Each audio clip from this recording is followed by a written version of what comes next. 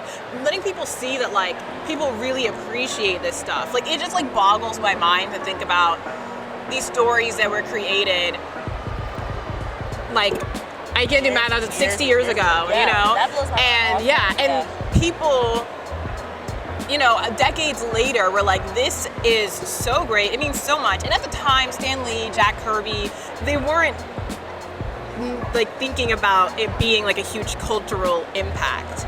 It was like they were like creating things, and it became like, you know, like planted seeds in people and like inspired people long enough for people to want to turn into like movies and spend hundreds of millions of dollars. Like that's the goal, I feel like, as a creative person. Not the money, but that someone sees that much value in what you create. So I feel like I meandered, but I think that's like a big like takeaway point that any like creative entrepreneur should like think about is the fact that back then, where it's like if you wanted to talk to someone on the other side of the country, it took I'll just say it took so much effort to be able to communicate with people across those boundaries, and to be able to get your message out there, to get your product out there. You had to print it, you had to draw it by hand, and it's like if you have a creative vision, you have all these tools at your disposal through social media and through being able to literally copy pages out of your comic and keep doing stuff. You know what I mean? Yeah. Like it's like, why not become a self-published author? And that's one of the panels I'm really excited to see today. Yeah, it's like I'm the excited for self-publishing workshop, because I would love to work with some people who are in this industry. It's tomorrow or something. I have no idea. Yeah. David's got the schedule. You know, right, David? He's not nodding, so somebody knows. It's written somewhere. But yeah, no, I think like creatives nowadays need to stop coming up with like, they need to stop limiting themselves. You know what I mean? Like it's a limitless world.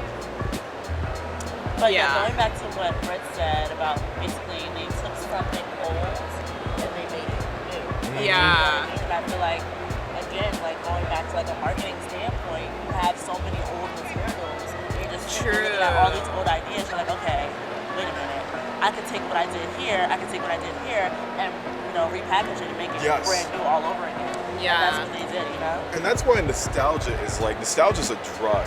Like, it's like, when you bring something back from somebody's childhood, anyone who doesn't remember it is now shamed for not knowing. Not shamed, but also encouraged to learn about it. So it's like when Iron Man became a thing, then it was like everybody's dad who knew anything about Iron Man was like, oh, you kids don't know about Iron Man? Iron Man's the best. And then it's like that whole nostalgic thing of like seeing your dad get excited, or your mom, if your mom was in the comics, and then share that with you, and then you're now sharing it with your friends, and it literally just moves something known from the older generation forward.